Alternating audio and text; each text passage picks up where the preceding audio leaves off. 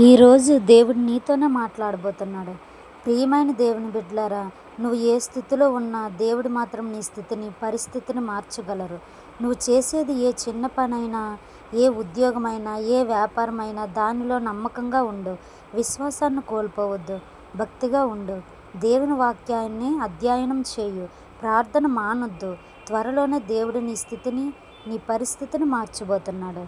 నీవు నమ్మినట్లయితే, విశ్వసించినట్లయితే ఆమెన్ చెప్దామా? ఆమెన్. Praise the lord.